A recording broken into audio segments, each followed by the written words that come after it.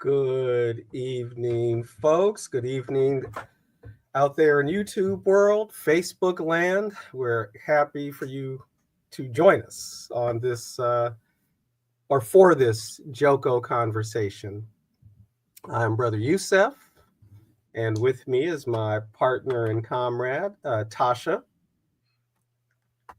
Greetings, everyone that joins us, and thank you all for joining us. And we've been happily looking at our views and subscriptions and growing, and we're like really excited that folks are interested in these conversations and are finding them valuable. So just want to send a shout out for that.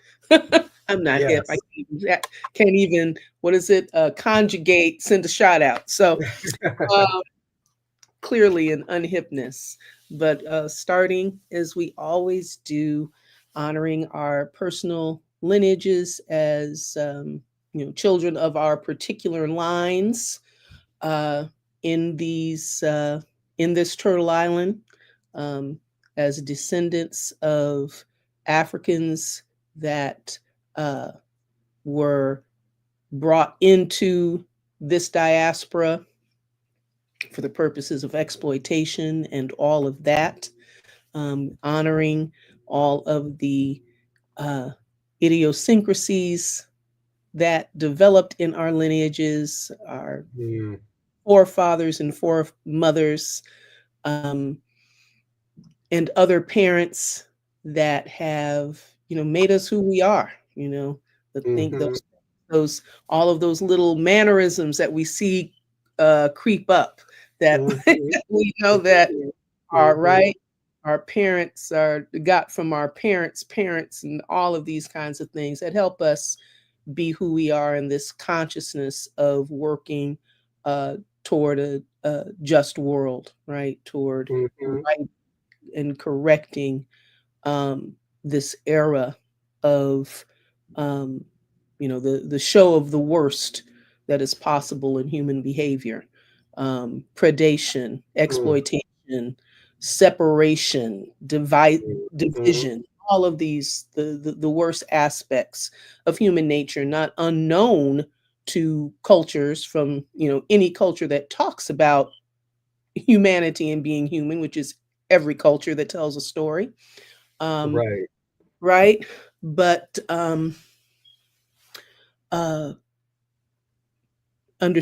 lost my thought, but that's okay. Understanding that we are in an era, for whatever reason, where these negative qualities of humanity are magnified and empowered and resourced and on center stage. And in this volatile time, right, that we see these openings to push forward into those eternal ethical human values that give true social stability, that make us do all the fabulous things that we do as human beings. So we honor our personal lineage that brings us to this work. We honor our general group lineages as children of Africa, of all of those heroes, because there are many examples of incredible cultural work and works of all kinds, right? That we know, those of whose names we know, those whose names we don't know, right? But we're sending out that energy in particular to those collective ancestors who have championed and pushed forward, right? Have the ingenuity and the clarity and the courage and all of the things that it takes to push forward this project of returning the world to a just and humane order.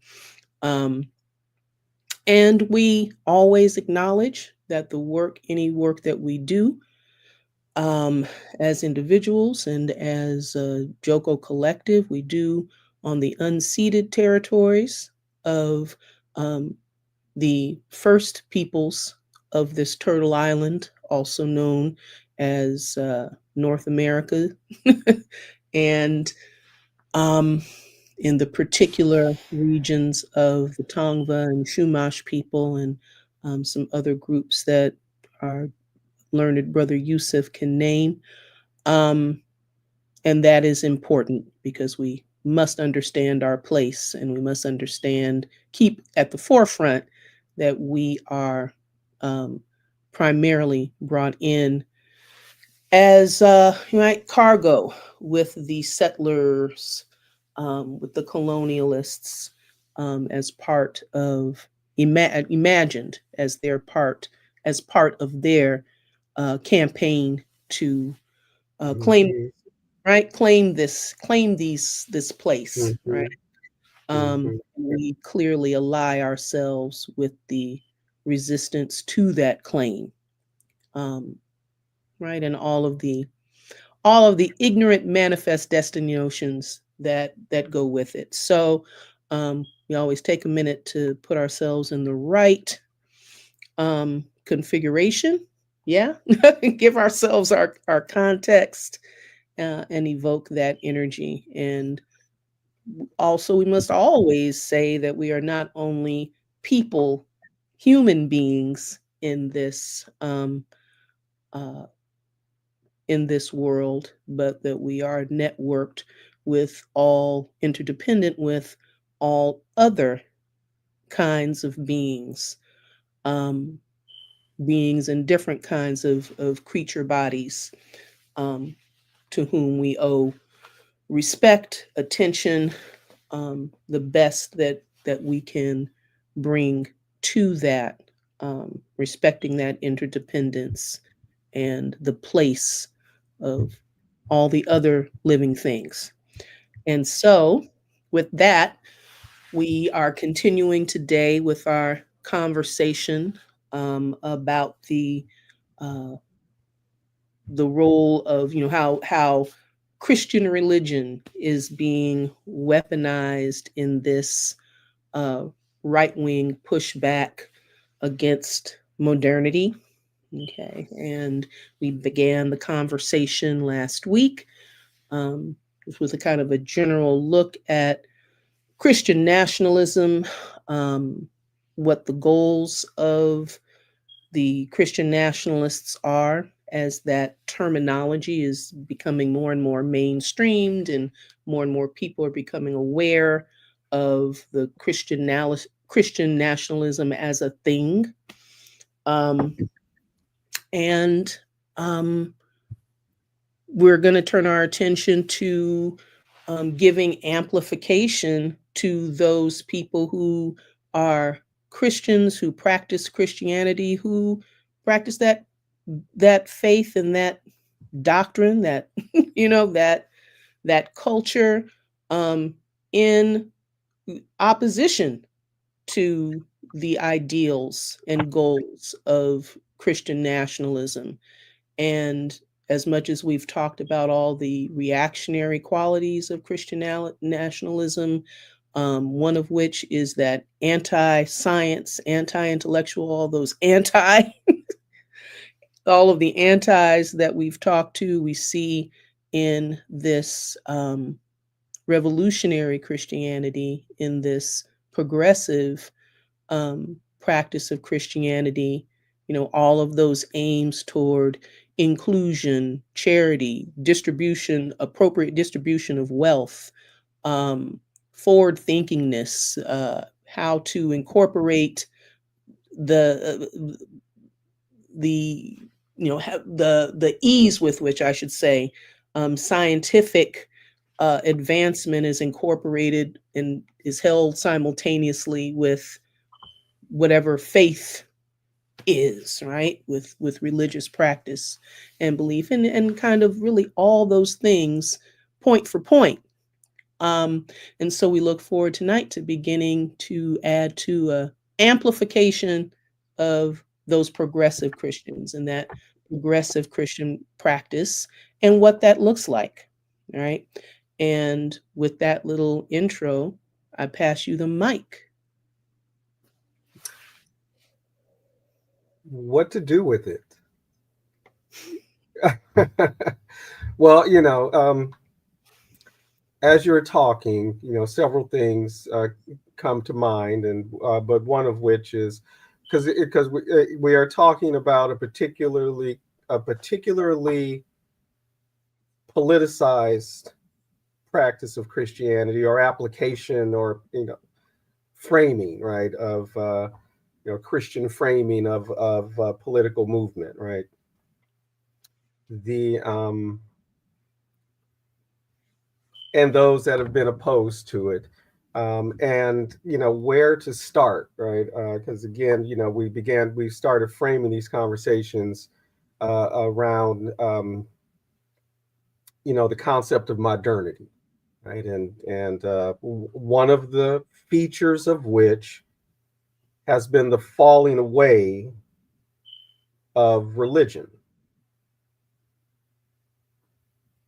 at least as an organizing principle for the society, right? Because clearly religion hasn't gone anywhere, right? And I don't know that people. There may be more atheists in the world now than there may have been, but they're still a very small part of the human population.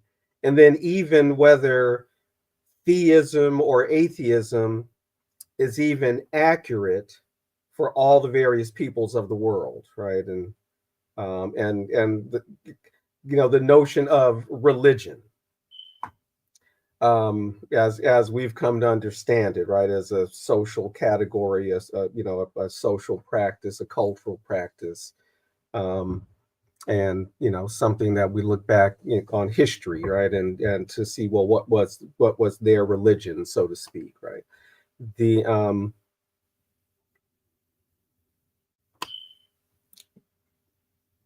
Because when we talk about these the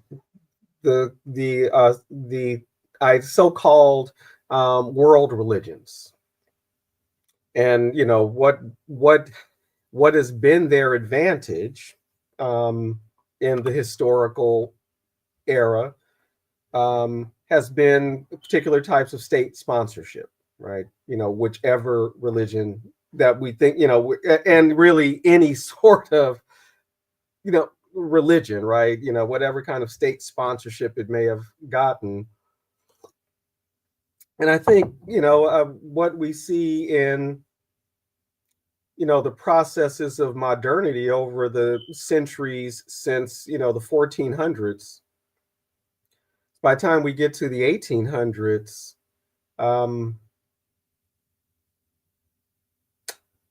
state sponsorship goes more to secular institutions, right, or state institutions that aren't necessarily religious, or at least not religious in the way they were, right? I mean, the Queen of England, or now the King of England, and at the time, 19th century, right? King of England, Queen of England is still the head of the church. The King of England is still the head of the English church, right? The Anglican church, the Episcopal church. So there's still, that level of state sponsorship. In there may be some countries where there's still actually a state religion, even though, the religions the religious institutions don't necessarily, have the kind of sway that they had at a particular time. But I think the point being that there is no time in history that what we think of as religion hasn't been political, or in some way imbricated and implicated in power, in society. But this moment, right, and these forces of modernity, the emergence of Protestantism in Western Europe is part of that, right? As is the emergence of the Ottoman Empire based in Turkey. As it ends the Eastern Roman Empire, right? The end of the Byzantine Empire. The So even these religious movements, or this switch in religion, right, in the East, or at least in the dominant religion, is implicated in the change. But I keep getting distracted by these little historical points, because what point I'm trying to get to is that generally, even where Protestantism is part of the processes of modernity, a lot of both the Protestant and the Catholic Church in the conceptual West has been opposed to a lot of the positive aspects of modernity, right? Hence, you end up with something like an Enlightenment period, which is very explicitly anti-religious, right? That's the darkness, right? That people are being enlightened from, right? Religious thinking, magical thinking. Although that's it's an oversimplification, but it's accurate also, right? What is meant by enlightenment, right? And the importance of empirical evidence to be able to call something true, or at least true in the moment, right? Until more evidence. And so the church has been opposed to that, right? For in many cases, there are certainly socially, what we might think of as socially progressive, denominations that emerge, like the Quakers and the Shakers, both in England, and I'm not even going England and the United States, right? English speaking world, who are at least opposed to slavery, and in many cases pacifist. Also, more liberal in terms of the rights of women, that is, the rights of women to speak in the church, right, to preach. So in all these various little ways, right, that though it's interesting, I mean, that didn't keep Quakers from participating in the colonizing of Pennsylvania, right, or anything like that, right? So and wherever else, right? But just to say, there's a history, right? And again, within the Catholic Church, and even the history of what we can think of as the Catholic Church, there have always been movements within it, right? And many of those being social movements within it, right? So we're talking about more than 1,000 years of traditions, and class conflict within the institution, in many ways, right? But the 19th century, right, it seems to be the pivotal century. The issue of well, they go together, right? And what for me, for many, right, and for Marx, the pillars of the modern capitalist imperialist system, colonialism, the invasion and occupation of the Americas, the genocide of the indigenous people, and the enslavement and entrapment of others, and then the invasion and enslavement of Africans, right? That creates all this wealth, all the primitive accumulation of capital that lays it all out. But those contradictions, so you see within the Catholic Church, and there's a real ambiguity. I know that's probably too kind. The Father de las Casas, I believe is his name. He's a Dominican, which I always Mhm. know because I went to a Dominican taught high school, the order of preachers, um, Mhm. one Catholic order, who was instrumental, right, in improving conditions for the indigenous people in the Spanish Empire, because he Mhm. saw the degradation, right, Mhm. and just the gross maltreatment.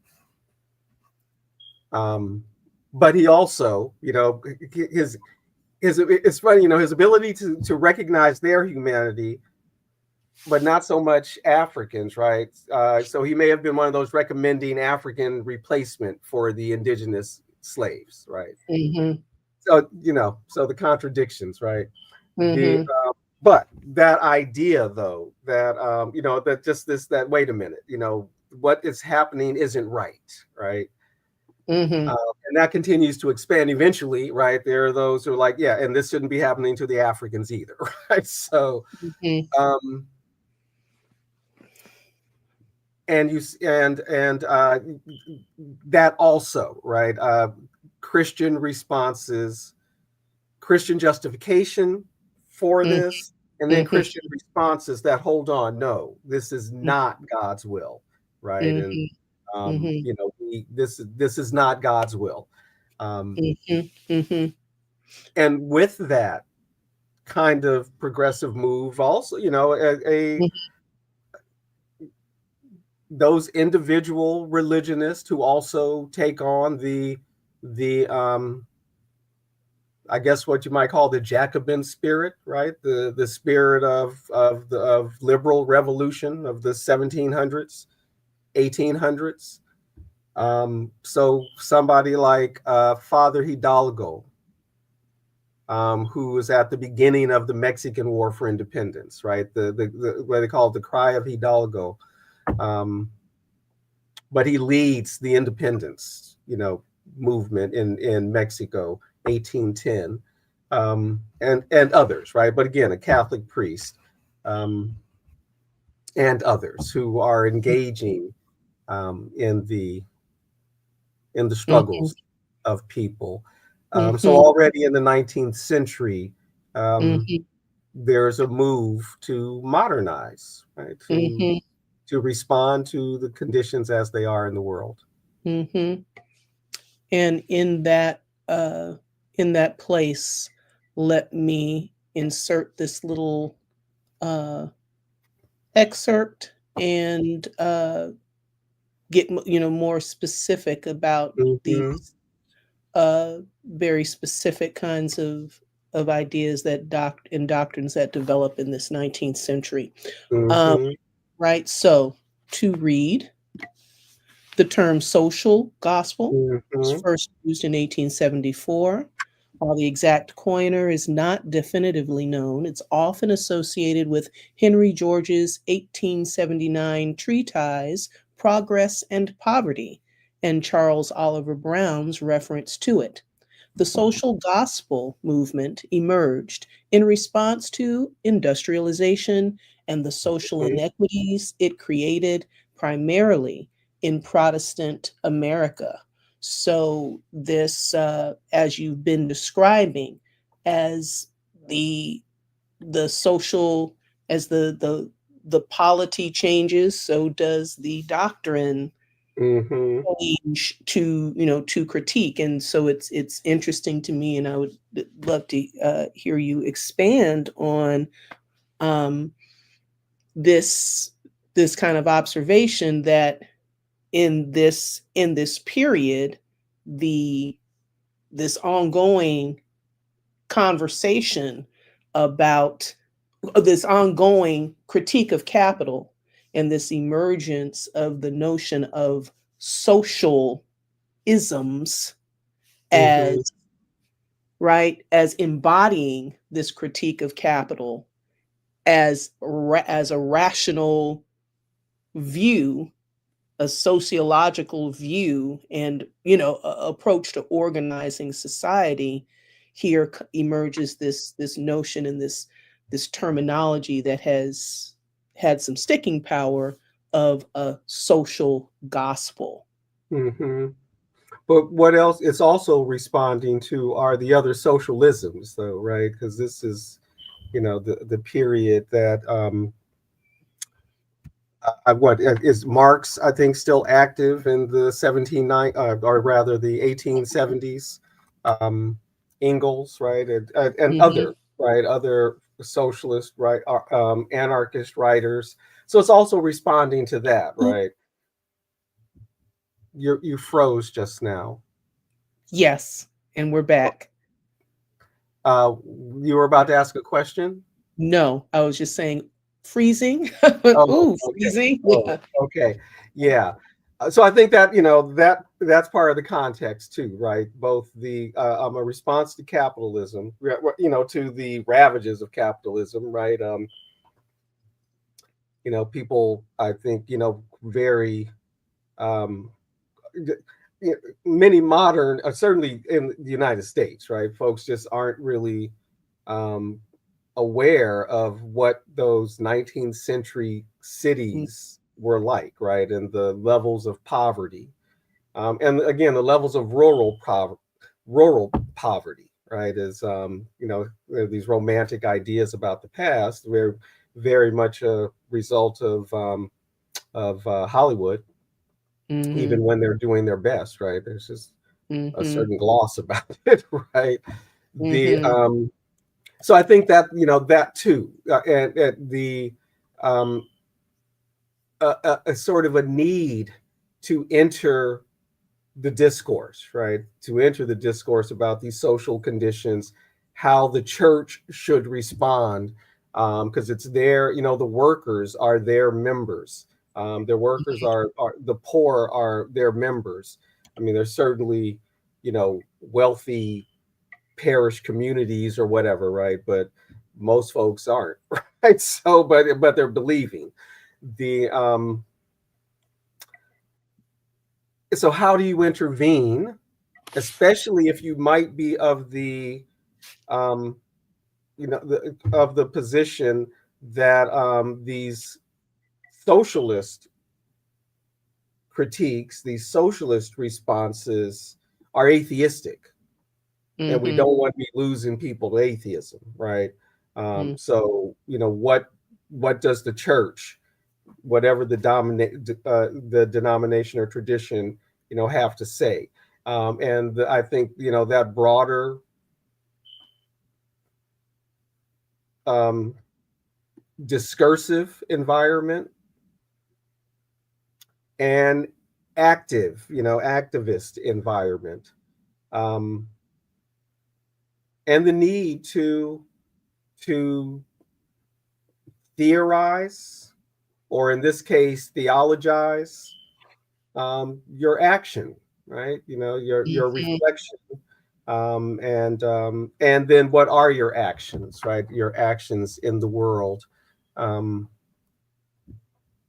so I think that I think this is very much what they're responding to, the ravages mhm, of capitalism, right? Because of mhm, what one sees in terms of that the gaps in between the rich and the poor, uh, mhm, levels of exploitation, mhm, degradation, right? mhm, Um, and the need to respond in a Christian way, mhm, where right, that your Bible says mhm, that your duty is to the widows and the orphans and the mhm, poor. Right? mhm, Um, that, right, that it's firmly rooted in the gospel narratives, mhm, in the red letters of the gospel stories, mhm, and reaffirmed though in the various letters that follow the gospel narratives and the Acts narrative. So it's explicit throughout the New Testament, and it's also explicit in the Old Testament mhm, tradition too, right? So mhm, mhm. uh, So yeah, so there's were you at a stopping no, yeah, place? yeah, no, yeah, Okay. So yes, there's this right in the new European world or the world that becomes new to Europeans and the social order and economic order, the, just the order that Mm-hmm. is created during that has been created and that's being created, right? Because we're back in these time frames of of the European world domination. Um, Mm-hmm. um, that this also having to deal, since we, looking at the issues of poverty and and the way the social gospels and thought has intervened and observed and critiqued that, and has been, engaged in pushing back against that. There's also, um, as you're saying, as you began with talking about De las Casas and others grappling with the question of how to do with other kinds of how to the problem of classifying and right, rationalizing the presence of non-European human beings, right? Do they Mm-hmm. have souls? Do they not have souls? Are they, Right. and then This later on, question. right? Yes. Human, are they not human? And moving into a more secularized view, this problem, Mm-hmm. right? Of how to see. And so, and how to imagine this world vis-a-vis Christian principles. So I just like did a little piece there, John Brown's Christianity, right? Because these Mm-hmm. early abolitionists, these early anti-slavery act earlier, these anti-slavery Mm-hmm. acts of all kinds were largely, to my understanding, and let me not try to paint with a broad brush, but we know that many, certainly many, because I don't know, I can't talk about a non-Christian group of abolitionists during this period in America. Mm-hmm. You know what I'm saying? I don't know anything Mm-hmm. about that. So looking at Quakers, looking at various Protestant sects, looking Mm-hmm. at Catholics, looking at, right, folks in these orders who are looking for these means to resist and answer these other kinds of social questions, racial questions, right? These kinds of solutions. And love for you to put more detail into that. Like I said, you have a John Brown style Christianity. You have a Nat Turner style Christianity. You have, right, Denmark Vesey's Christian, the African Mm-hmm. Methodist Episcopal Church, right? So this Mm-hmm. I mean, in a sense, you have Toussaint Louverture's Christianity. I mean, Christianity, his Catholicism did not keep Catholicism, him from, you know, right? being a revolutionary, right? Or Yes. again, so yes, right, and so many others, right? I mean, I probably could say the same about Simon Bolivar, right, and Mm-hmm. and Mm-hmm. et cetera, right? Mm-hmm. Certainly moving within that revolutionary spirit. Mm-hmm. And it's so important Mm-hmm. to, again, amplify, being a part of the amplification of this broader view and understanding of these dynamics, because so Mm-hmm. much Mm-hmm. in the American mainstream myth is that Christianity is this type of Christianity that we've Mm-hmm. always already identified as that identifies itself as a minority within a Mm-hmm. minority, right? Figuring out a Mm-hmm. way to vie for power and control, right? Um, and is the story of Christianity in political discourse too often resolves in our television world to the notion that these are the Christians and they are in opposition to secularism, to everything else, Right. right, is the non-Christian, with to the exclusion, right, of Mm-hmm. the the progressive Christian Mm-hmm. voice, right? So it's Well, it's billed interesting that way. because that reactionary, conservative and reactionary Christian voice. Again, certainly in the U.S. context, although their reach is global through these means, right? Are those who are well platformed, right, on television and radio and these other communicate means of communication. But for decades, right, for decades, the televangelist, right, has been around for decades. The kind of that. Well, I don't know if Billy Graham ever had a church that he pastored. And I just don't know, because I know, or is by design, right? The itinerant preacher, right? Preaching to stadiums and whatnot. But it's very early on, right? They taking advantage of the mass media infrastructure, right? Radio and television. So really, for as long as there's been radio, right? There's been this ways of mass preaching, etc. The but yeah, there which I believe is in the US is why that's the default, what people think of as Christian. Is because that is what is, they are put forward and covered in a particular kind of way. Interestingly,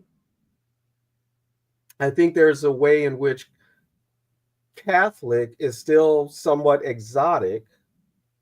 I always find it funny, Christian or Catholic, as if Catholics aren't Christian, right? But of course, Protestants don't think Catholics are Christian, and there's all that, right? But because Christians have been doing that to each other since there have been Christians. Anyway,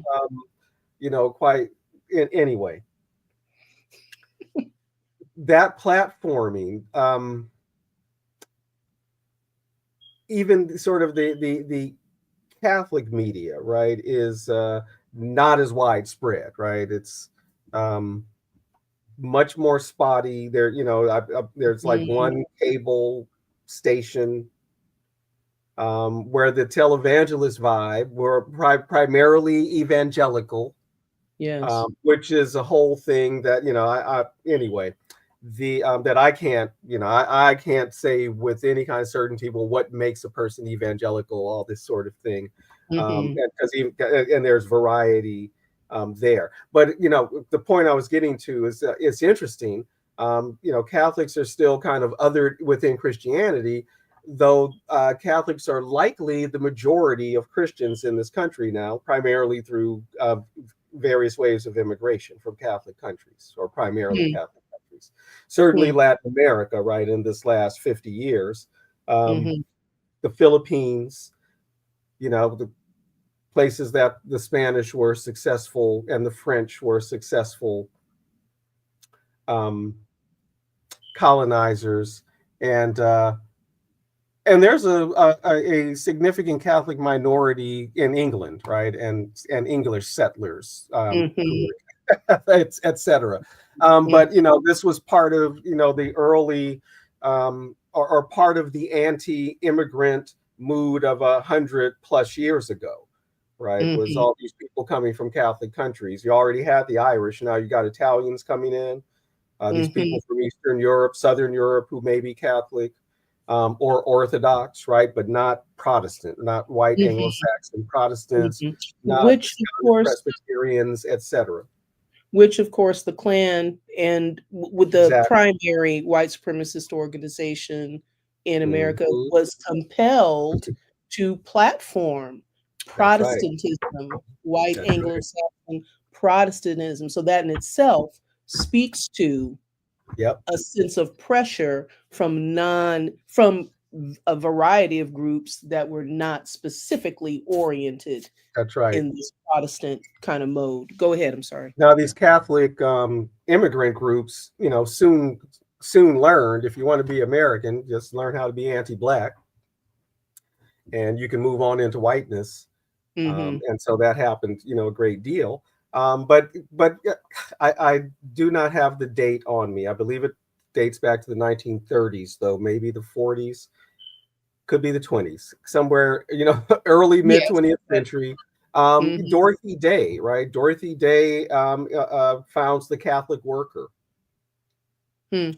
And it's just what it sounds like, right? A Mhm. newspaper coming from, Mhm. for working class Catholics, looking Mhm. into working class Catholic, interests, which are working class interests. I mean, this is the point, right? That these are Mhm. working class interests.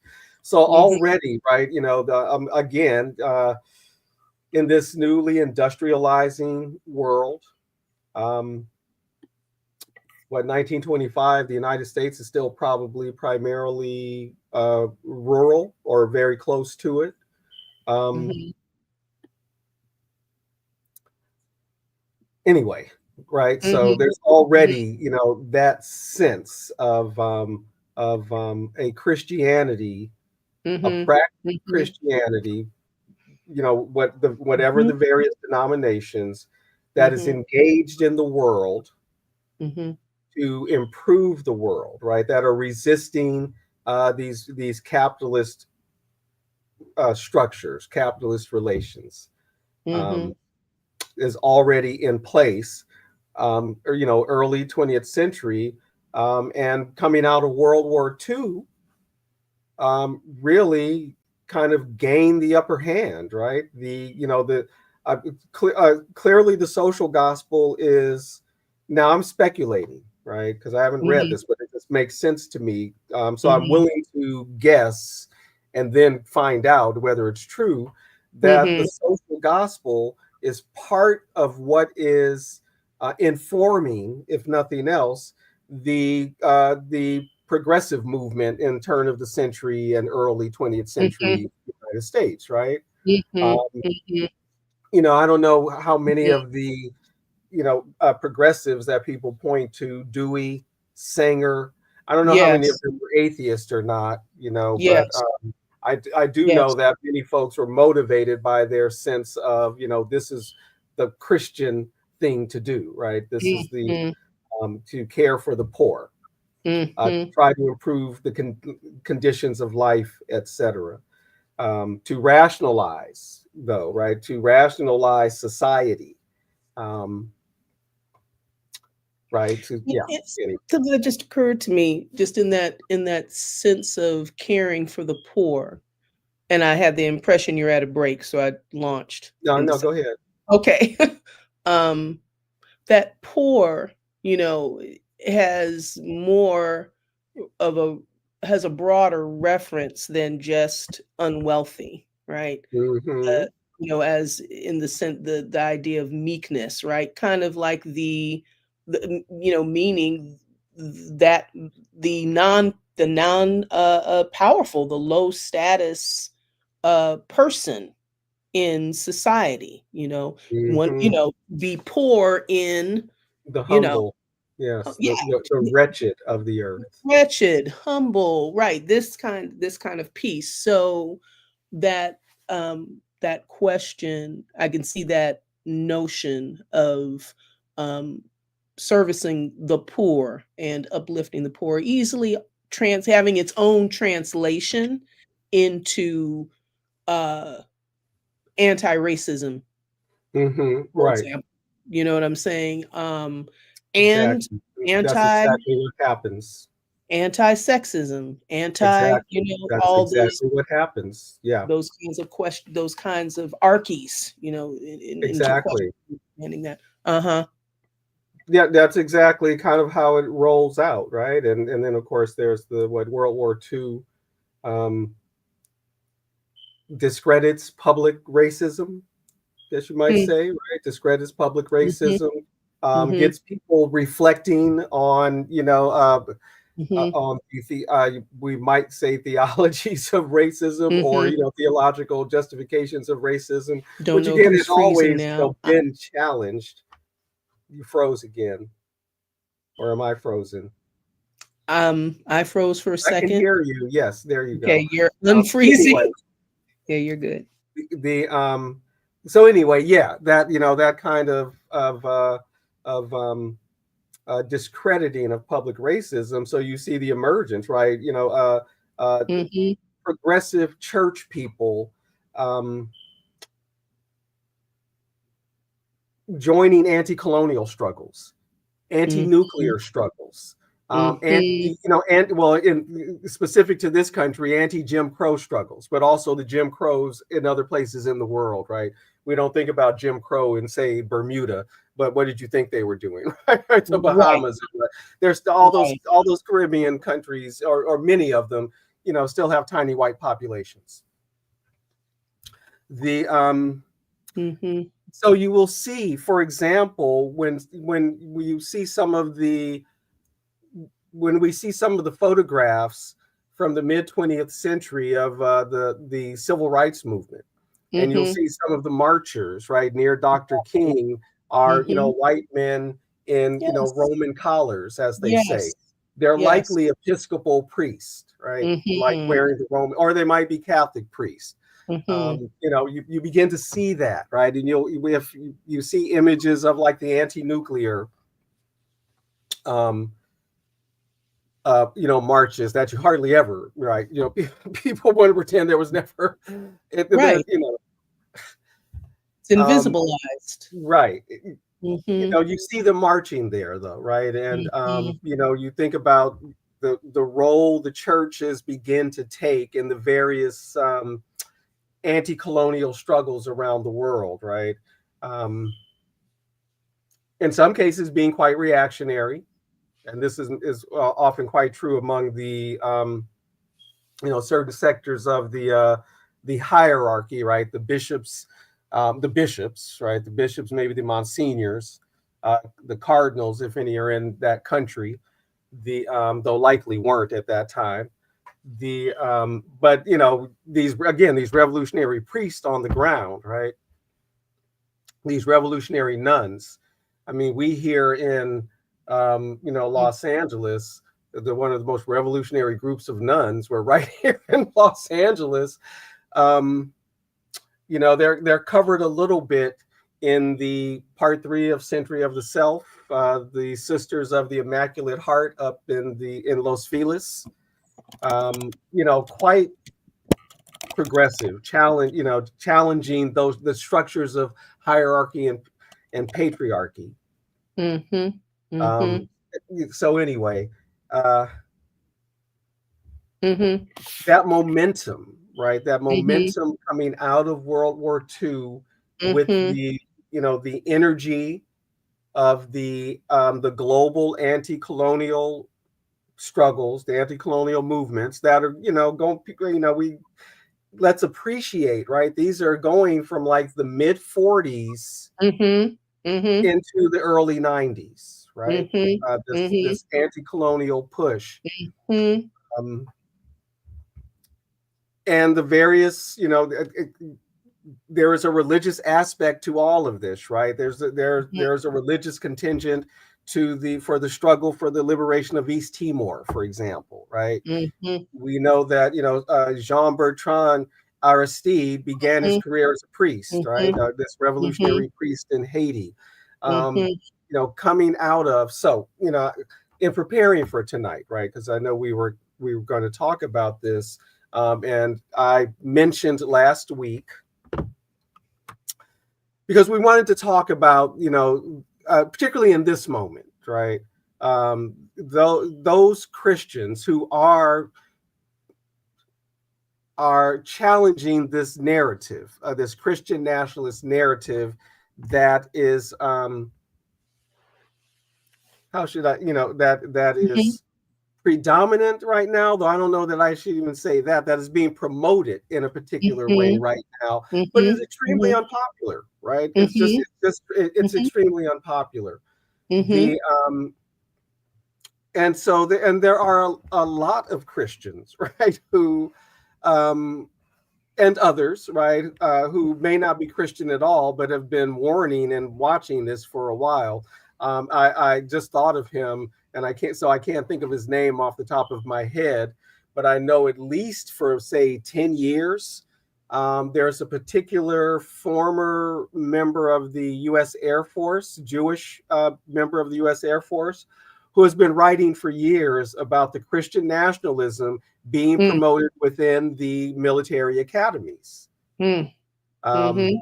insidiously so. And this was particularly happening during the Bush era, right? The George W. Bush era, where there was that sense of, we're in charge, right? The term Christian nationalism wasn't being used at that time. Right. So, in thinking about that, right, some of these people are pushing back, who are offering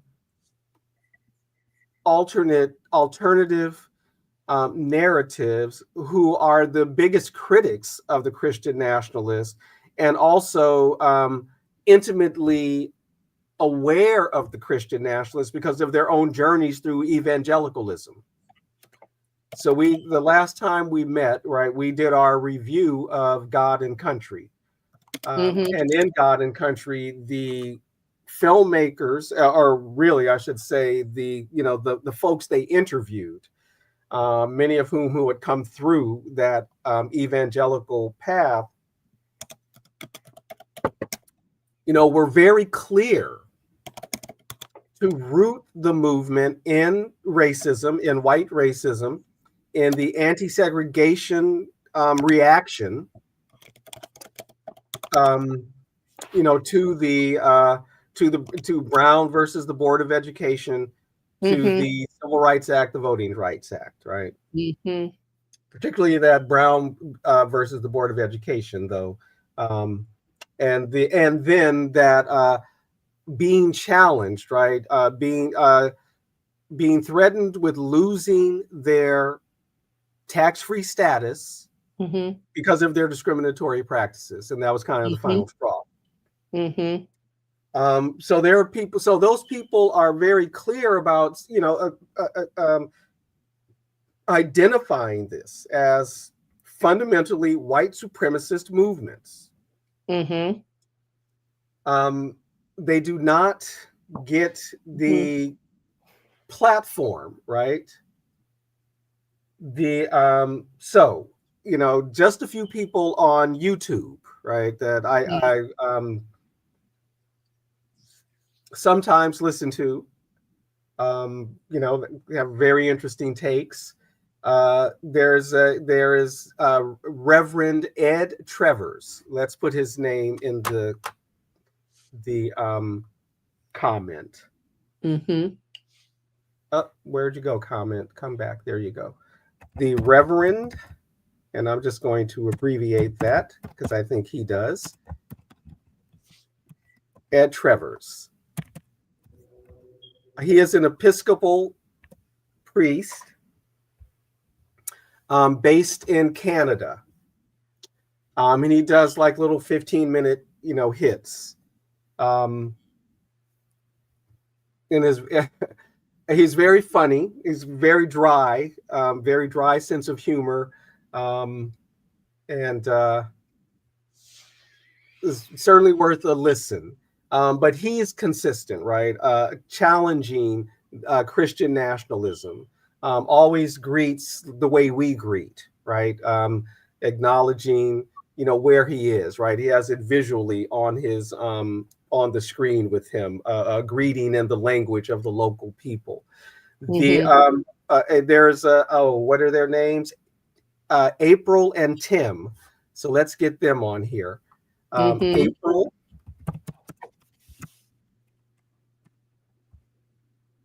and Tim. Where's my and? I can never find it. April and Tim,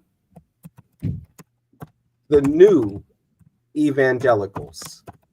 I don't know. Oh, actually, I'm not doing what I wanted to do. First, let's do this. Okay. All right. All right. As we're learning to. Yes, right. Well, I don't know that any of these people that I'm going to put on there until I put the last person would be described as a revolutionary, but they are certainly progressive. Now, I don't know. I don't know whether they're revolutionary or not, but they are at least certainly progressive, right? For whatever that is worth to any of us, right? And are consistent in not just their critique of the Christian right and what they see as the abuses of their religion, but also offer another vision, right? Try to offer a corrective to that, right? So let's get April and Tim up there. And again, so with folks like April and Tim, they've come through, the evangelical culture, right? Many of them, like, they grow up in it, right? Were they formerly known as evangelical-ish? Is that No, evangelical-ish? Or no, that's not? Okay. this is a completely Totally. different. But since you brought up evangelical-ish, let's Yeah. get them here, right? So that is, I'm going to give his whole information. Unconventional Pastor Paul and Ashley. Let me see. I think I can spell this correctly. Yes. Let's put the whole thing on there. There we go. Yeah, Unconventional Pastor Paul Swearingen and Ashley Swearingen, she being the former mayor of Fresno. They are based in Fresno. They love Fresno because they talk about it all the time. And they talk about their journey, right? And through evangelicalism, right? And she grew up, I believe, if I remember correctly, in Arkansas. And talks about that growing up in Arkansas and in that complete kind of evangelical bubble. And again, just one of those examples of that, that dissension among Christians. She often talks about growing up and being warned by her father. So you see the kids across the street in those uniforms going to school, stay away from them, right? So so yes, Evangelicalish is their channel. I think every Wednesday, and so there, right? They are offering, an alternative, right? And again, that inside journey, Yes. right? Again, it lends to that authenticity, right? Yes. So those are a few people that that are platformed on YouTube at least, and I think they may have podcasts also. Okay. I was going to say I see you got this one in Christians Against Christian Nationalism. Yeah. And this is just a recommended, just search it, go to the website and see what they're about.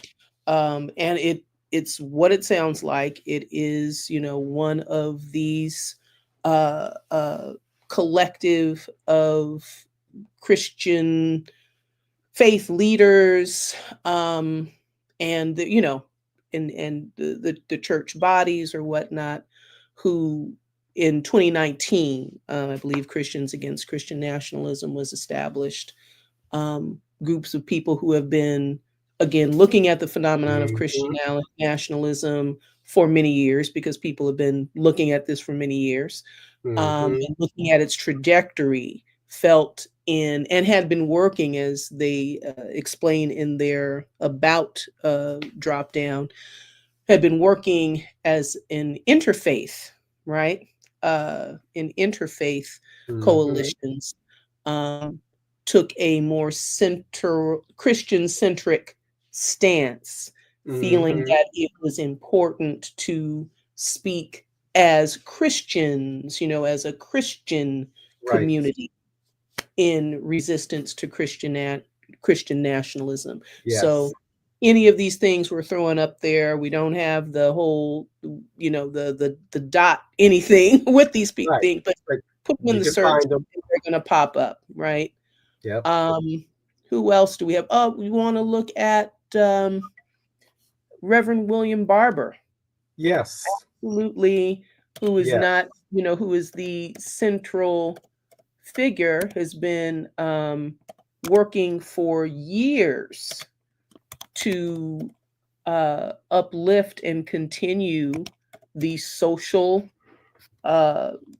work of Martin Luther King's vision with the often described as as the logical conclusion, the clear next step, clear engagement, the unfinished social vision, right? The curtailed social vision of the Poor People's Campaign, right? And this is an interfaith. Oh, whoops. Okay, an interfaith group that is, yes, William Barber is a Christian. I don't know what his denomination is, but he's a Christian faith leader. Incredibly prominent. This is a group that's been working assiduously for years. For years. Momentum. That's right. Absolutely inclusive and extremely influential. They are taking care of business. They are doing things invisibilized by the mainstream media, including the mainstream left media, where you see him as a spokesperson, as a lone spokesperson, occasionally, and that, that is just part of the whole just the culture of invisibilization. And you just see it in a lot of places, right? You see it in a lot of places. I mean, and they're thinking of themselves as very left, very progressive, very everything, and still the practice of invisibilizing the kind of all of these things, African resistance, all of the things that are in. How often do you see them talking about indigenous peoples' resistance campaigns? You don't, until every now and then there's a little pop, a little botch. So anyway, this is the part of the critique, I'm sure, of the white left, appropriately called, because I think there's a lot of it's a white left, and with all the blind spots, right? With all the blind spots, and the blind spots have to do with particularly sort of local whiteness, white identity, white identified. Yeah, the local blind spots, right? It will go somewhere else, right? Then right down the street. Yes. Yeah, it's quite a thing. It's quite a thing, but not to go off. You would think that Reverend Barber might be a regular, even on MSNBC. Absolutely. But Reverend Sharpton got a show, so yes, and it's a thing. It's a thing. It's a thing. But we get it, right? I mean, that's part of the issue, right? Is that where do the folks get platformed to get more of a reach? The amplification, the issue of amplification. So we're throwing up our little bits here in the interest of amplifying, of contributing to some amplification. The Liberation Theology podcast with Father. Oops, I pressed something that made it do something else. There we go. Let's see. I'm going to give him his title. Father David Inchauskas. Yes, I have it spelled somewhere so I could make sure I spell it right. As he likely is a descendant of one of these immigrant groups coming from a place the Klan didn't like. Yes, the Liberation Theology podcast. Inchauskas, let me check my spelling. Yep, it's spelled right. So it's his podcast, right? The SJ is for Society of Jesus. That makes him a Jesuit. Okay.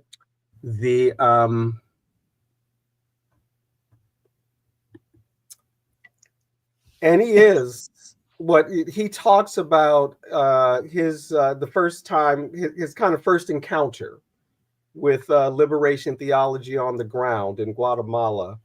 And he was invited to join this or to work and campaign with, I can't remember the name of the party, but it was a socialist party. And that he joined, right? And so I think he may be a socialist, right? The Rigoberta Menchú was who they was running for president in Guatemala at the time, and this was the political wing of what had been the armed liberation movement in Guatemala in the 70s and 80s. And I just bring that up just to say that some of these folks aren't just progressive; they're actually, socialist revolutionaries. And David Inchauskas talks about liberation theology, right, as a particular theology, a particular worked out theology, emerging out of Vatican Council II. This major move to modernize the church, right? To modernize the Western Catholic Church. That's happening at the same time. All these other movements are happening. I think Pope John the 23rd calls the council in something like 1960, 1961, 62, something like that. And it goes on kind of through the 60s. I think maybe they're done by 67 or 68, something like that. But coming out of that, right? Coming out of Vatican Council II, which is what many conservative Catholics are pushing back against, right? The reforms of Vatican Council II, and then the ongoing reforms since. One of the things that comes out of it is this idea that theology is for everybody. Training in theology is for everybody, not just for specialists. Yes. And that the people already do their own theology through the culture of the people, through their songs, their poems, etc. Yes. That the church, and this following the Vatican Council, there's a council of Latin American bishops in Medellin, Colombia, which is mostly famous now for the Cope. Yes. This is a direct quote from the bishops' council, who are meeting with the impetus and the momentum of Vatican Council II, and its call for reform, its call for bringing the church back to the people, right, and etc. Right. This is a direct quote. The vast gap between rich and poor is contrary to the plan of the Creator. Now that's end quote. And so it is incumbent upon the believers to eliminate that gap. So Inchauskas talks about, historically, right, what it had formed the theology of the church. The primary, the ancient church is primarily in terms of being formed by philosophy, because there's always been this tradition of not. And again, these are sort of the things that get suppressed. There's always a tradition of not just simple faith, but faith that seeks understanding.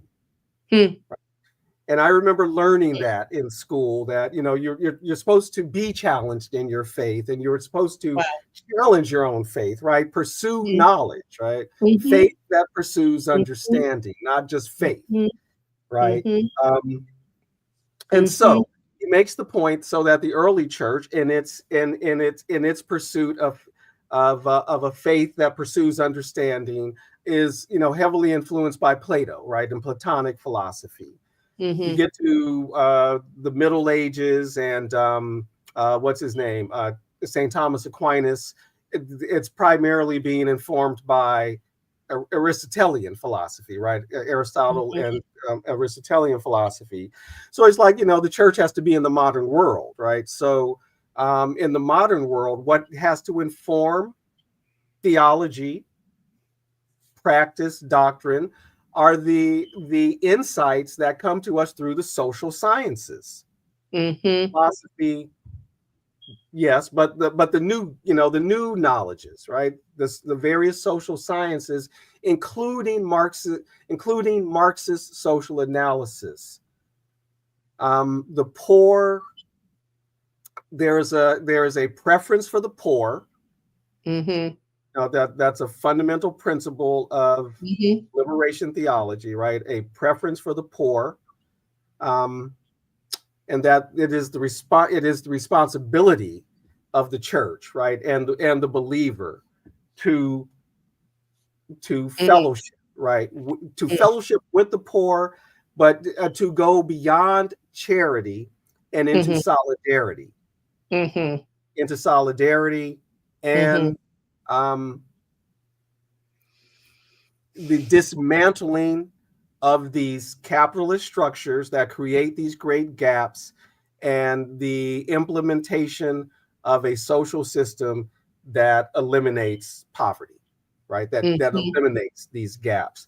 And so Mhm. liberation theology, which is also why it isn't necessarily popular, right, with everybody, certainly not with conservative Catholics, is explicitly anti-capitalist, Mhm. explicitly anti-colonial, explicitly Mhm. anti-capitalist. It isn't Mhm. always necessarily Marxist, Mhm. um, but it is Mhm. not Marx Mhm. opposed, right? It Mhm. engages Marxism, and some individuals are Marxist and some aren't, but it Mhm. engages Mhm. Marxism, and certainly Marx socialist. wasn't the only one to critique capitalism. Thank you, right? Um, but Mhm. that, of course, is what makes it uh, not popular. Uh, Mhm. why the Mhm. John Paul Mhm. II publicly publicly castigated what Father Ernesto Cardenal of Nicaragua, demanded that the priests not be in these revolutionary governments, and actually made sort of a blanket rule. So the U.S. Senate lost its Catholic priest member of Congress, who was a Democrat, um, Mhm. at that same time, right? Because it was, it's sort of a blanket rule by the Pope. Okay, no more, no more priests in political office. Um, so yeah, there's always been, and the anti-communist Pope, right? There's always been a pushback against liberation theology because it so unapologetically takes the side of the poor and opposes capitalism, right? Right. This is Mhm. obscene. This is sinful. This is not what the Lord wants. This is not right, right? This is, simply put, right? This is not right. This is not Mhm. Christian. Um, Mhm. Mhm. Mhm. so anyway.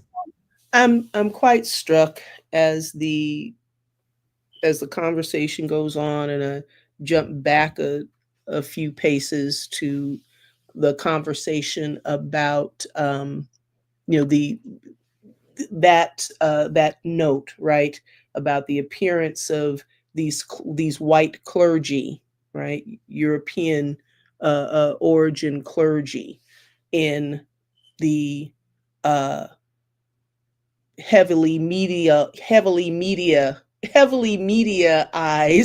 that's not Hmm. a word, um, uh, civil rights work associated with Martin Luther King and the crew, right?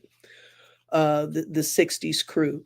And the piece, is coming to me is that as you were talking about the post World War II um, upsurge, or Hmm. the dynamics post World War II, and we can say deeper and beyond, right? And what was really coming to mind again is this, very much reinforced by television culture, is that a historical mode that thinks these things just appear, right? Mm-hmm. Just appear out of nowhere, right? Like these clergy just on some emotional uh, uh, impulse, ran down Mm-hmm. to link arms with King and Right. walk, you know what I'm saying? Or, these people just on some emotional impulse, right? Right. Decided to jump on these buses and go down and be in solidarity with Black people for voter registration and go on, right? Right. Freedom Summer, Right. all these pieces, right? That, you know what I'm saying? So that the way that a history serves to uh, the way a historical lenses serve to mask the protracted uh, uh, conflict, the protracted struggle and conflict of these ideas of this Mm-hmm. so anti-imperialist, anti-colonialist, socialist critique of Mm-hmm. capital, peace, and the reactionary forces, right? This, Mm-hmm. how protracted and long term this actually is, right? And there's Mm-hmm. the loss of that sense of depth and breadth, right? Yeah.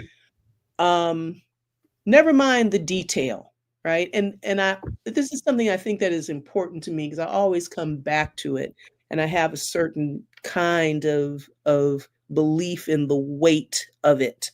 That the that kind of, well, no, I have to take it back immediately. But let us say that anti-intellectualism is such a um important breeding ground, and the aspect of anti-intellectualism I'm talking about now is that lack of information. You just don't know. You just have no reference point to what has taken place past, I think it was, oh, I don't remember I want to say Nancy Swanson, but I don't believe that's her name. This name comes to mind, but a critique of a commenter on anti-intellectualism in American culture talks about the limited, what the short memory, Mm-hmm. short memory, because of the lack of these historical details and reference points, right? So, what the way we are set up to accept these nonsensical, simplistic statements that pass as arguments, that passes, you know what I'm saying? They're passing as things that they're not, and they really um, don't help folk to see and understand the dynamics involved, and it's so important to the maintenance of um concentrate of so important to concentrating power. It is so important to anti-democratic um um intentions, right? To really uh um kind of what neutralizing any kind of power of the people. um yes, wanted to say that, and again, the power of, within that, this discussion, the power of taboo, as kind of some kind of ultimate marker of the anti-intellectualism, marker of magical thinking, because we are still so much in a place collectively that just the mention of the term, of the name marks, of the term socialism, of the term communism, acts as its own kind of, it acts as a whole agent of shutting down conversation, or you know what I mean? It creates, anyway, it creates that engages that us them. It invokes that us them, good versus evil, as analogous to good versus evil kind of binary, and everything else is shut down. Everything else is shut down. Cannot hear, past certain terminologies, past certain terms, certain tropes. And I don't know, I just I'm just struck by that always, as we have these conversations, just how limited, Well, that's our been somebody described that as the real religion of the United States, anti-communism. very interesting. Very Not interesting. that long ago, Hmm. not that long, somebody did an article or something like that. But yeah, that's very much so. And even before, well before the McCarthyist period of the mid 20th Hmm. centuries. I mean, what it Hmm. was, what were I forget the Palmer raids, but I think that was Hmm. 100 years ago in the 20s, in the Hmm. 1920s. And that Hmm. was to weed out socialist and anarchist. And that too was one of the other panics, right? One of the other Yes. panics with immigration, right? That these So people wed would with funny. anti-Semitism. Yeah. Yes, exactly. All Hmm. that. And your comment about mediaizing, mediating, Hmm. made me think of yeah, another media product, but which also, but it within the media product reminded me, oh yeah, even early in the 20th century, the Christian, the various Christian individuals, reverends, whatnot, that um, were comrades of Mohandas Gandhi, right, for example, Hmm. and Hmm. certainly demonstrated in the Ben Right. Kingsley film, right, Right. but also in any reading I've ever done about Gandhi.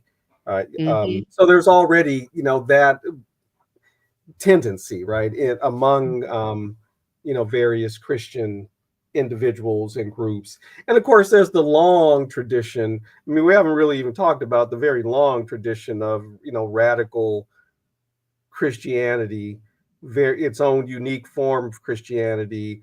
That Black people everywhere have produced, and certainly here in the United States, right? That has been Absolutely. opposed to. Hmm. Um, and also full of its own contradictions, right? And just like Yes. any sort of human group, but Yes. typically freedom focused. And just like Black people generally, even though again that this isn't always reported,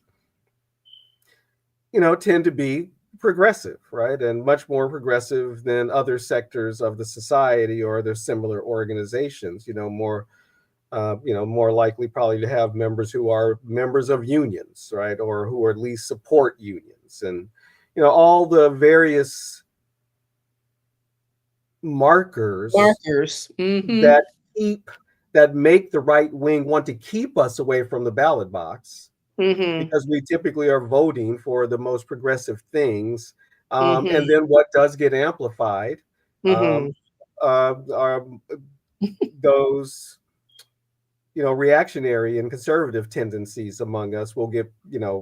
promoted, Yeah. and certainly moderate Yeah. um, stuff. Yeah. But how often do you get to see the actual, grassroots folks in the street, Black people, right, in media Hmm. that Hmm. isn't being fetishized in some kind of way or Yeah. exoticized in some kind of way? Yeah. And we know, so we're talking about, yes, those white preachers alongside King and Yeah. the crew. Of course, there's King and the crew, right? Yeah. And Dr. King is very explicitly influenced by the social gospel, uh, Yes. as others, right? But Yeah. absolutely directly influenced by the social gospel and Yeah. Marxist ideas, right? And Right. Right. Right.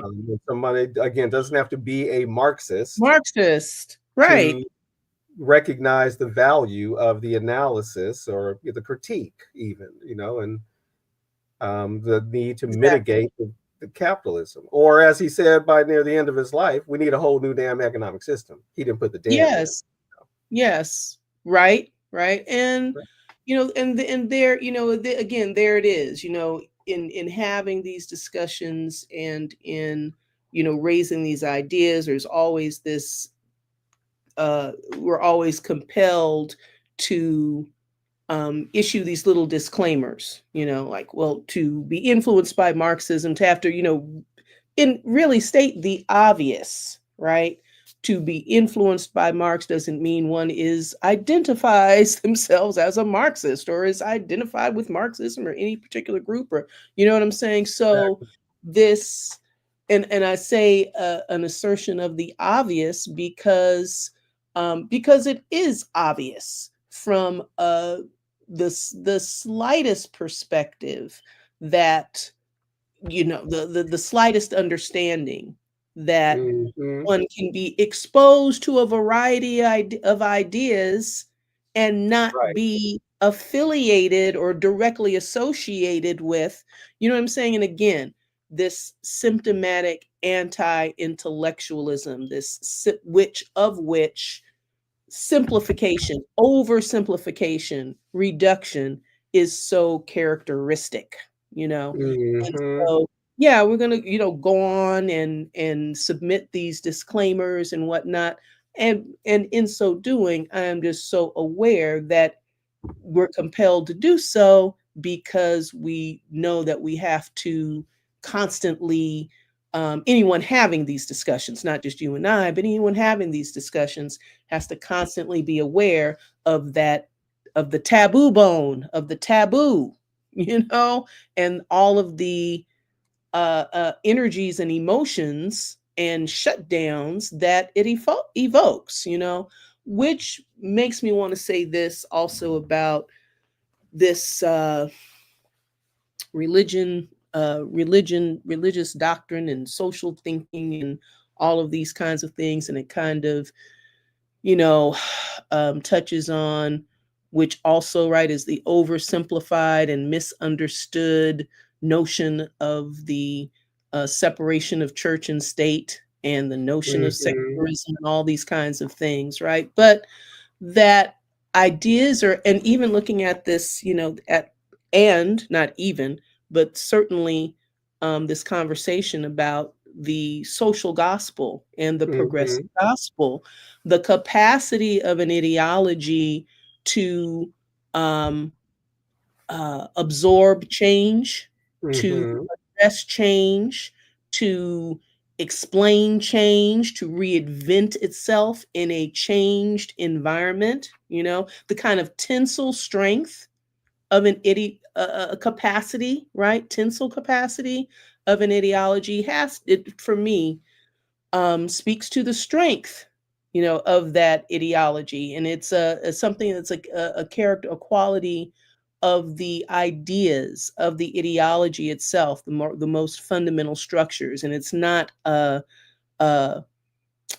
for instance, an absorption, the absorption, say, under an imperialism, right? A social Mm-hmm. absorption. Let's looking at that, right?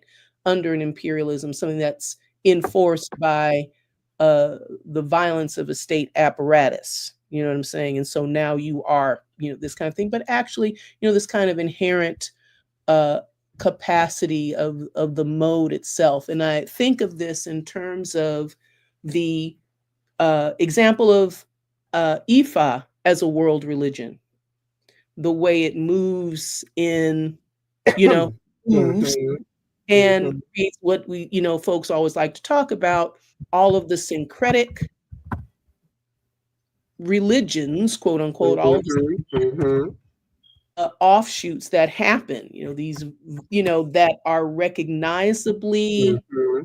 African, that because of, core ideas and ideologies, and yet absorb, which is also, this is anthropology and cultural diffusion and whatnot, but also readily absorb all of these, all of the local elements, all of the, you know what I'm saying, all of the, um, uh, and when I say all, absorb the, the other symbol systems that absorb, other ritual elements, ceremonial elements, or whatnot, but are not in competition or contradiction fundamental with each other, but just kind of organically evolve over over time, but are still recognizably have these kind of core doctrines. And I think that speaks to a necessary capacity for, again, this question of modernizing in the reality of this burgeoning diversity. It's all diverse, it's all change, and it's all, you know what I'm saying, it's all these, so much variety, so much diversity, so much. And the answer cannot be only us, and everything that is not us is not to be, has no place, has no. Well, that's kind of what we're plagued by right now, right? Because the Hindu nationalism is in the ascendant in India. Yes. Certainly some, various forms of political Islam are, ascendant in various places. And, yes. And now here, got this very, this version, right, of Christian nationalism, this, that is an alliance, maybe primarily evangelical Christians, but certainly some well-placed conservative Catholics, particularly on the Supreme Court, and that and within the Heritage Foundation, and they were able to make a common cause over some certain issues. And as I've expressed to you before, I still wonder, for how long are they going to be able to get along, because their theological differences often mitigate, right, against their cooperation, and or when does it become a power struggle between them, right, for some kind of ascendancy. At least I wonder about that. But it is, there are plenty of examples of it, right, and not just among Christians. And certainly there's some, definitely an element of Jewish supremacy going on in Palestine. Absolutely. Right, among Zionists in particular, right, yes. Jewish Zionist and Christian Zionist. And precious little, if no, coverage of the Palestinian Christian community, which is liberation minded, right, and those Palestinian religious folks, right, priests, preachers, nuns, who are in the struggle, right, and made invisible, partly because it's important for people to only think of Palestinians as Muslim. So anyway, I just wanted to share one other person who is a pastor, but is also a trained historian, a very progressive church in Toronto, Community of Christ. I like to listen to his lectures when I take my walk. His lectures on philosophy, history, and theology. Or is it philosophy, theology, and history? Whatever the order, right? They're wonderful, lectures, and it's a very progressive church, welcoming church, an affirming church, which I think is the language used by communities that are welcoming to non-gender conforming individuals of of whatever range.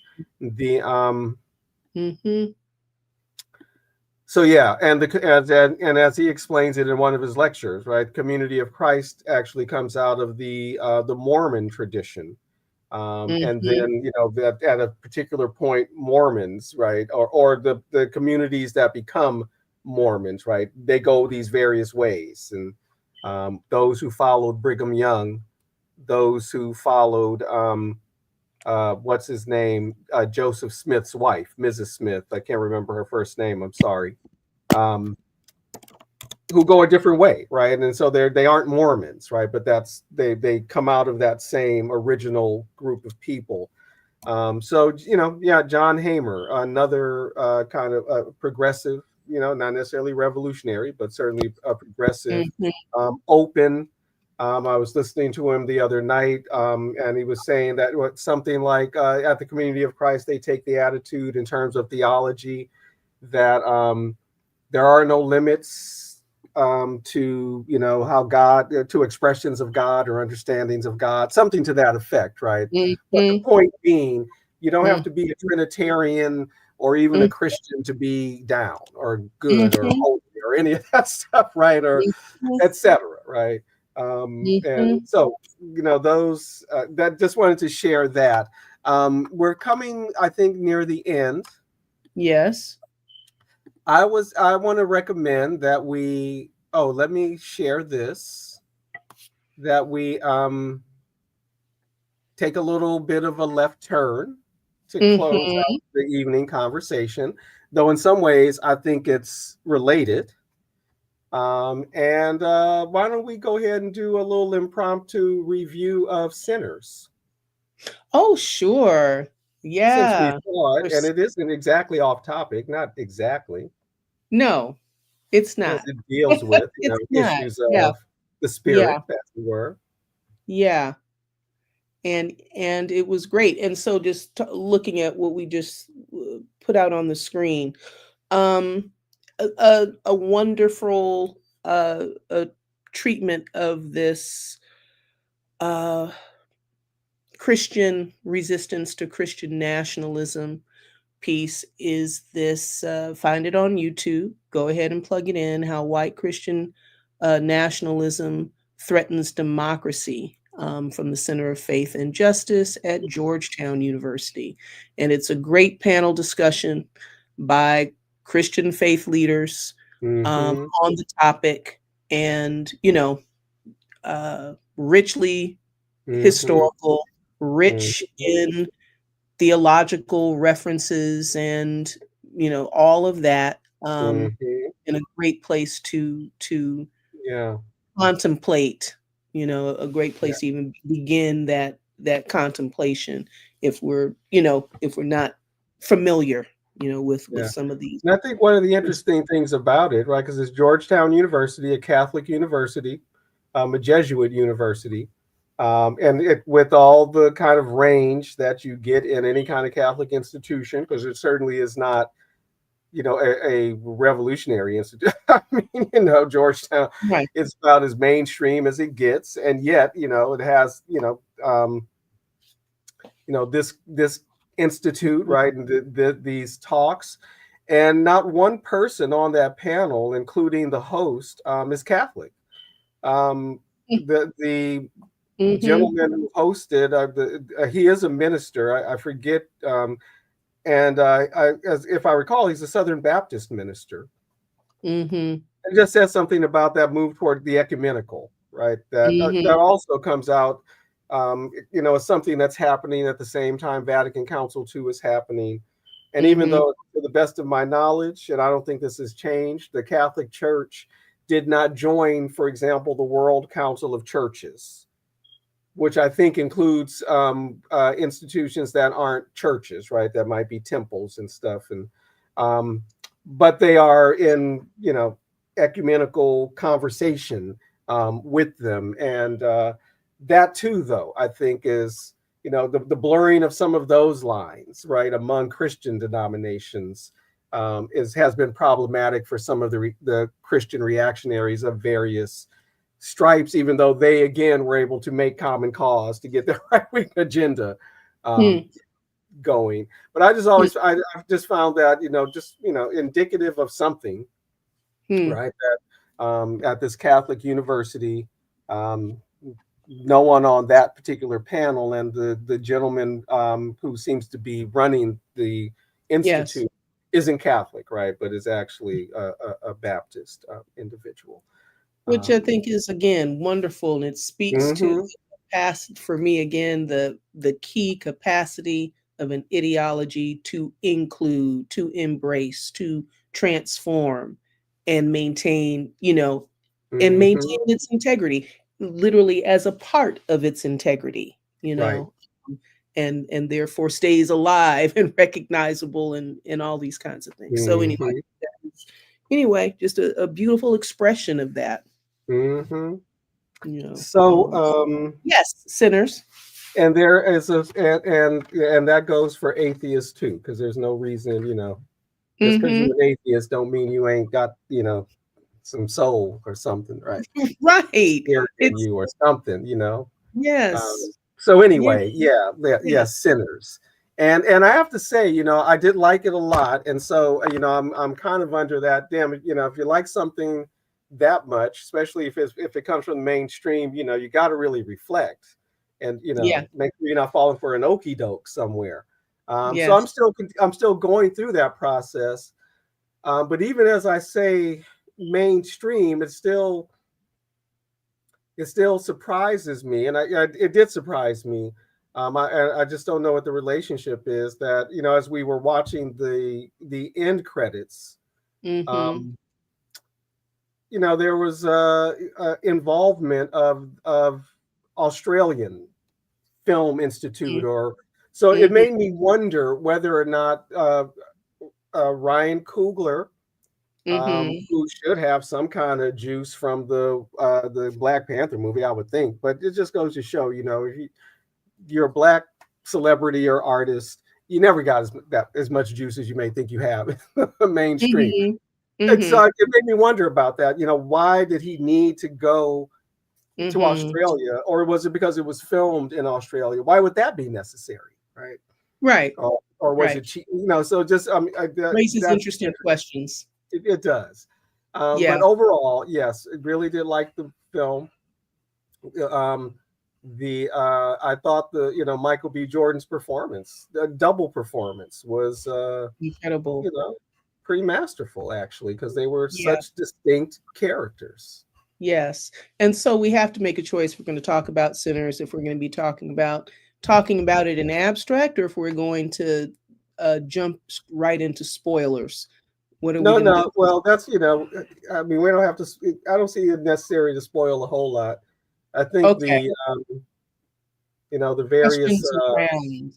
Okay. the trailers and the TV commercials people are probably seeing should already give everybody should know it's a vampire movie. I Yeah. don't think that's a spoiler. Beyond that, Yeah. I don't think we have to spoil a whole lot at all. Okay. So yeah. Okay. All right. I'm I going to mean, try we'll not see. to. So Go. yeah. I do recommend going to see it. Yeah. Yeah. Um, it's it's interesting because I actually, so we just saw it a couple of nights ago, and trying, because the social commentary was so prominent. um I'm still trying to understand the sinners, the sin, the relevance of sin. I mean, I see the theme, but for some reason, sinners as the, kind of as the leading idea, as the title, I'm still working with. Um, but it does speak to, and this isn't a spoiler, it is trailer available. Um, kind of being on the question of what happens when, right, you venture outside, right? It deals with outlaws and um outcast areas, right? The juke joint area, right? And what happens in these spaces where status quo uh breaks down in various ways, the where cultures of people of color, right, is uh freely fuses and is celebrated and is doing its thing, um that is kind of interesting to me as uh, a comment on sin, the question of sin, and also this question of freedom of choice, the freedom of the will, you know. Mm-hmm. Um, and I'm going to stop there with that Mm-hmm. opening, with my Yeah. opening comment. Well, it is an interesting thought, the sinners, and so just look at some of the actions that take place, and there's adultery Mm-hmm. that happens, right, and um, Fornicating. fornicating, right? Whether people consider drinking sinful or not, but it's what the folks the good time folks, right? And as opposed to the church folks, and that individual may be caught in between, right? May be caught in between, or at least being forced one way and being pulled another. The Yes. But the other thing about it, though, particularly, we've been talking about these um, Christians. We're all sinners. Everybody's a sinner, even those Mm-hmm. folks sitting in the church, right? Mm-hmm. There's Mm-hmm. that such thing as the sin of pride, right? And all those things, Mm-hmm. right? Mm-hmm. The holier than thou sin, Mm-hmm. right? So you Mm-hmm. might as well say humans, right? Sinners. You might as well Mm-hmm. say humans, um, and Mm-hmm. and um, but all those things, right? There is a kind of warmth in the film, um, Absolutely. an Mm-hmm. appreciation of of the root culture and Yes. the Yes. grassroots, black folks culture.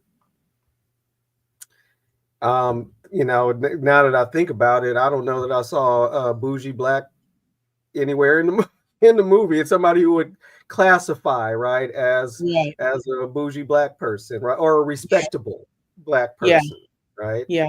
Yeah. Um, not counting the folks in the church scene, right, because we don't really know Yeah. much about them, right? In Um, terms of class, right. right, And exactly, and yeah. we know his father. The main character's father is a preacher, but they And he's picking a cotton. They're sharecropper. sharecroppers, right? They're Right. sharecroppers, and so we Right. get a sharecropper's story, Yes. and the root woman's, the conjure woman's story, right? And Yes. learn a little something about folk culture that may have been Yeah. lost. So I just want to say, as I started out, any movie that I like, I want to think about um, what am I missing? What are some of the messages here? And I'm still contemplating that, but Mhm. I will happily and proudly admit that there's one moving scene in the juke joint that brought Mhm. me to tears Mhm. during the film, as it Mhm. makes the point, or as this is said in the opening of the film with voiceover, and then it comes back, right, in this moment, as the main character is playing his guitar and singing, Mhm. that sometimes it's so good, right? The Yes. spirits of the ancestors will join, and the Yes. spirits of the future will join, Yes. right? Yes.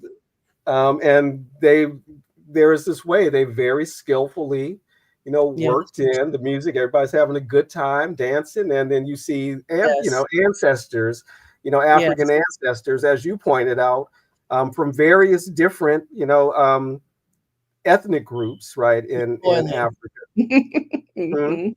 You're spoiling. Well, Mhm. this they'll see, right? Mhm. And including other folks, because to Yeah. me, spoiling is giving away the end. Um, Oh, okay. Not Okay. just this, Not just this is what details. moved me, right? The way that they were able to weave that in to the film. Um, Yes. as you mentioned, right? This notion, well, these ancestral spirits that become Yes. part of that moment, and which again complicates this notion of sinners, Yes. right? Because the ancestors just don't show up for anyone.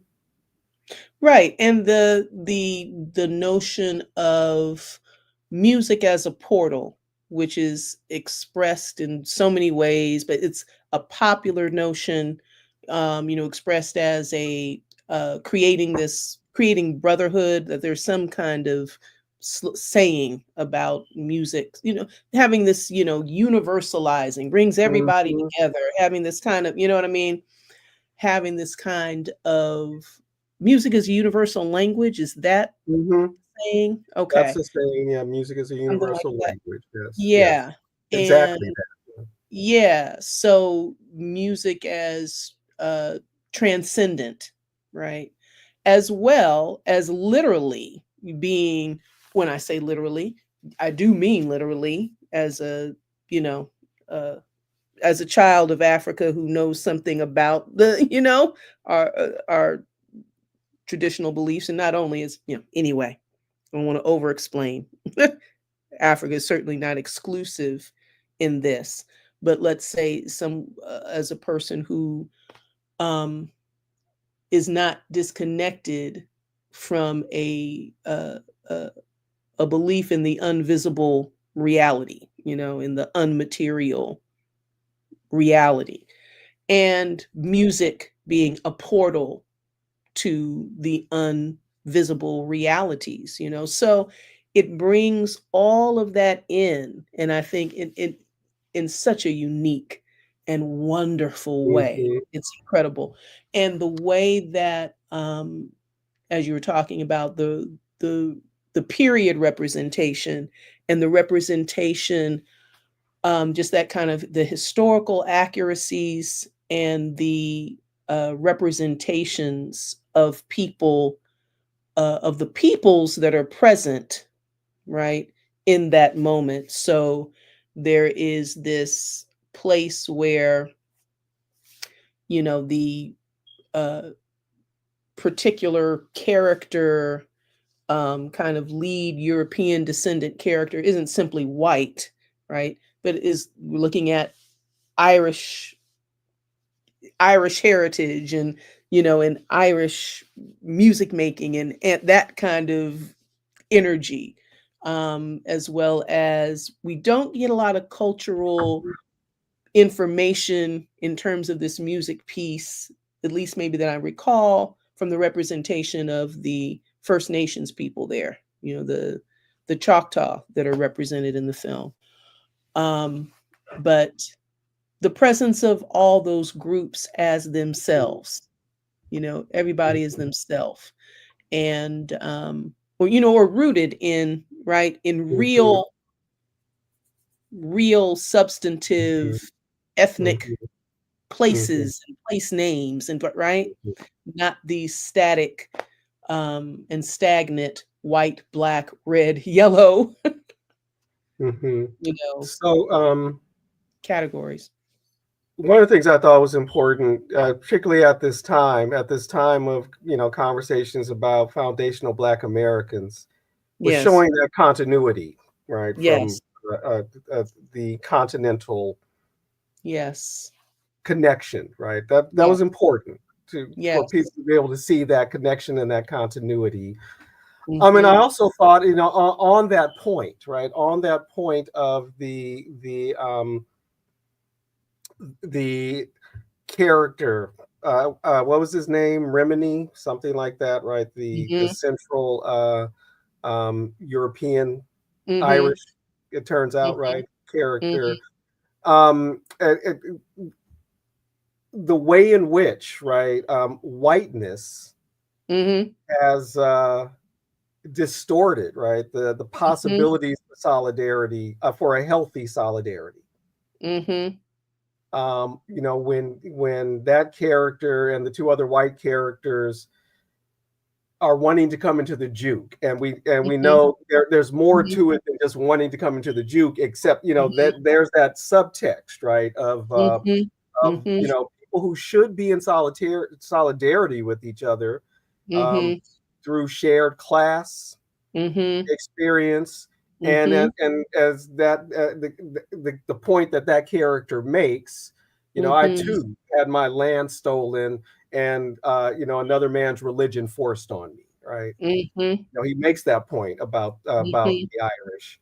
Um, Mm-hmm. that captures what the notion of whiteness does, right? How it's such a Mm-hmm. distorting, Yes. poisoning, Mm-hmm. process and concept that made it impossible for them to Mm-hmm. join the party that they maybe so desperately wanted to join and be able to Mm-hmm. do that in a healthy way, Mm-hmm. Mm-hmm. in a way Absolutely. that that doesn't reproduce colonialism or something like that. Um, Absolutely. so Absolutely. anyway, we got 5 minutes. I mean, we've been We do. at it almost 2 hours, so Yes, we got we don't need. 5 minutes. Yeah, so Yes. that's some of our. Yeah. Go ahead. And that oh, okay, what was I gonna say? um Talking about, oh yeah, that the jump to the disclaimer, right? The other disclaimer. If we don't yet know, as so many scholars of European descent have proposed, researched, theorized, and demonstrated, that whiteness is a construct. So Right. we are talking about whiteness as a social construct and not in reference to and not in reference to persons, right? That being said, all of the identification with the construct is problem causing for all of those who identify with it, even people of non-European descent who identify with white supremacy and the right the Mhm. reality, the notion of the reality of whiteness and westness and all that it's supposed to represent. So just yeah, that disclaimer. Okay. um jumping in with that. Just wanted to put that one in there too. Sure. I guess that is it. So we'll be back next week with what are we gonna continue on the topic of the right wing's march against modernity, I guess we'll find out. I or don't know if we're maybe in a we'll flow. shift. Yeah, we don't know yet. We don't We've know been in yet. a flow for the Well, last few. actually, there were some things. I know there were some things I So, wanted to get to. uh-huh. I think specifically on the uses of the arts, um, and popular culture, right? And um, So is it fair to say that we don't know where we're going to go next week yeah, in the yeah. same way that we've known Um, as it's so we'll presented find itself out. the past few But weeks? yeah, that was the thing I was thinking about. How culture is uh, deployed. Mm-hmm. Um, and just so many of the markers. What was the thing I saw today? They want to offer women $5,000 if to have a baby or something like that. Um, and of course, my mind immediately went. You are talking about white women, right? Yes. You're not really talking No. about because you're getting rid No. of you're getting rid of Right. folks, right? Right. Um, so anyway, and Yeah. then like $5,000 going to do a whole lot, you know. Yeah. I mean, But it's you like know what? Poor people don't know how much money is money. And it's that's a interesting though. cynical offer. This birth rate panic. Yeah. The latest iteration of the birth rate panic. Mhm. I almost fell off the chair when Mhm. I saw that. Are you kidding me? This is some Handmaid's Tale stuff Yeah. right here, Yeah. Lordy. Yeah. Okay. Anyway, um, yeah, you heard it. We Yeah. are really coming up on 2 hours, so we'll go ahead and say good Right. night. You want to say good Yes, night? it is that time. It is 9. And wonderful, wonderful See y'all next week. All right. See y'all next week. Like, share, subscribe. Oh, yeah. Thank you. Could you repeat that? Like, share, subscribe. Like, share, and subscribe, please. Yes. Keep the Joko Collective channel growing. Thanks, y'all. We'll see you next week. Hope you enjoyed the conversation. And, don't hesitate to leave comments for us, Please, or to please. join in the conversation if you happen to be watching live. I have to admit, I'm primarily YouTube centric, so I don't know how many comments might be being left on the Facebook feed. But wherever you're watching, right, don't hesitate to leave comments, though I don't know if the Facebook comments show up in our comments. I just don't know. Have no Yeah. idea. You But don't when you know. make a comment, we see them, right? So Yes. don't hesitate to comment. Just wanted to Yes. repeat that. So I've been gone for almost a whole nother minute. Good night, y'all.